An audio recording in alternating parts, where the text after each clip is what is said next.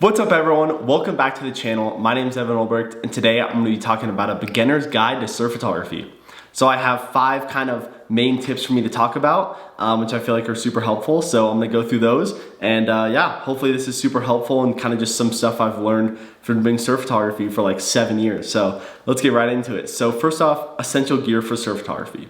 So I kind of started out with a GoPro and I would definitely recommend doing this as well. So you're not spending like $10,000 on camera stuff right away to not even know if you like it, kind of if you're good at it, stuff like that. So if you have a GoPro, go in the water and take videos, take like photos, do the burst mode on the GoPro and do that for a little bit in the water and just see how you like it. And then you can see if you want to upgrade. But kind of even learning the basics of photography, of photo editing and stuff using the GoPro is super helpful and kind of just helps you get the composition down, kind of what you're even trying to do in the water and the basics of even swimming around with a camera, which is a lot harder to do when there's big waves and people are surfing and you're kind of dodging surfers. So first recommendation is use a GoPro if you have one first to kind of just learn those basics. The second thing is if you're getting a camera body, kind of just look into the options that make most sense for you. It doesn't have to be a Canon R5 like I use because I've been shooting for so long. It can be a Canon 70D, which is what I had at first because it was my dad's camera. And then I bought a water housing for it as well because the water housing was on sale because it was an older camera model. So kind of just doing stuff like that is super helpful and you don't have to have the nicest camera. And even having the Canon 70D, I have like that print and that print right there are both from that camera. So it obviously has great photo capabilities and video capabilities as well. And I've had a job doing surf photography and college sports photography for 3 years while having that camera. So obviously you can still make money and have a job having a camera that's not as good. These cameras just really help you out once you have obviously enough money and are making enough money from those sports photography. So I have the Canon R5. I have this camera because first off, the megapixels are insane, the sensor is amazing, and then also the autofocus is amazing. So the autofocus, super fast and it focuses on your eye. So if a surfer comes by, it's really focused on them, sharp autofocus, and then I have it set where it can not like get distracted by objects. So if there's like a wave coming up behind them and it splashes, it doesn't focus on the splash, it stays on the surfer, and that's just huge for me because I have had some autofocus problems with the 70D in the water just because there's so much stuff going on. And then with some sports where you know you're doing football and some guy runs in front of another guy and it'll switch autofocus, which is like you obviously do not want that. So having those specific settings with the R5 is super helpful and it just made a world of difference. And then also just the size of the megapixels because I printed this with my R5, which obviously is like 3 times bigger than these. And this photo looks so good. I'm so happy with the color, so happy with everything with that print. And I've printed a bunch like that and I've used them for my website, stuff like that. And just that big sensor is so big for really everything that you use your content for. And then also the video capabilities on it are amazing. So it just kind of matters what you're looking to do with it. Because at first I didn't really shoot video. So I was like, the 70D is fine because it doesn't have like great video, but I don't really shoot anyway, so it doesn't matter. And it had good autofocus and a good sensor. So I was like, all right, that should be good. And then this one also has like 20 frames a second, which is huge for sports, obviously. So having those kind of main things that you're interested in, and then also taking into account how much money is this, and is it worth it to upgrade into a whole nother system, like the RF system for Canon, is super important. And then obviously lenses. So I use a 50mm f1.8 in my housing, and I feel like that lens is just great for kind of low light when I'm shooting sunrise, sunset, and then also just a good focal length. And I want to get a port for the 70-200 and the 24-70, which I have on here. Next thing to talk about is lenses. So I use the 50mm f1.8 in there. And then obviously I want to get a port for other lenses as well, but it's super expensive. So it's kind of the same thing of how much will that help my photography if I spend $500 to $1,000 on a new lens port for my Aquatech water housing. So kind of talking about that right now with myself. But yeah, super important to kind of figure out what you really need and not spend money that you don't need. Because I don't know how much I'd use it if I got 2 more of those because I use my 50mm all the time now. So kind of just balancing those out and seeing what works best. And then your water housing, obviously, I use Aquatech. I've used it since I had my 70D, and it's been amazing. So I would definitely recommend the Aquatech water housing. Yeah, I think one of the best water housings on the market. Definitely look into it. I know there's a couple other ones as well, but Aquatech I think is one of the biggest ones, if not the biggest, and a lot of photographers that I know as well use it for surf photography. And it's just been a great lens for me, especially being able to change the controls on the back is huge as well with that plate. So definitely recommend looking into that. All right, for the second thing that I have to talk about is camera settings for surf photography. So always want to shoot super high shutter speed when you're shooting surf photography, obviously.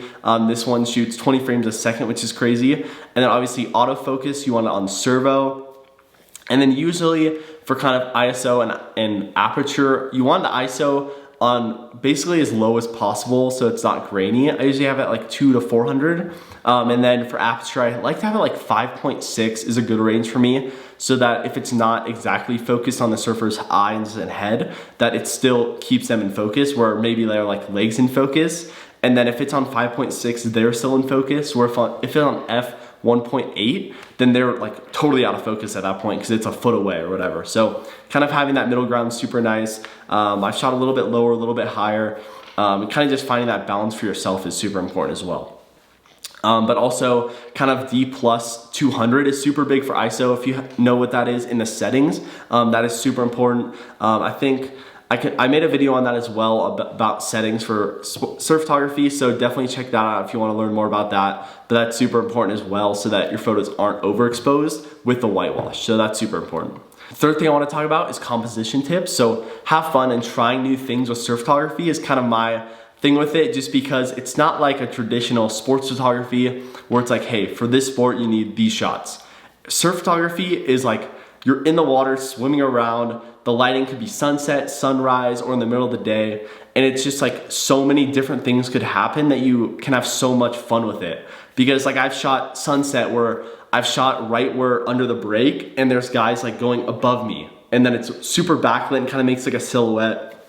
Those have been some of my favorite shots, or shooting kind of the opposite way down and trying to get someone doing an air, like with the sunrise coming in. Stuff like that, just having fun with it, I think is the best thing that I've kind of done with it and kind of understood. And just my photos have gotten a lot better from not kind of pushing myself to stay within the boundaries, but kind of pushing myself to try new things and have fun with it has been a lot of fun with me. And I've seen my photos get a lot better doing that as well.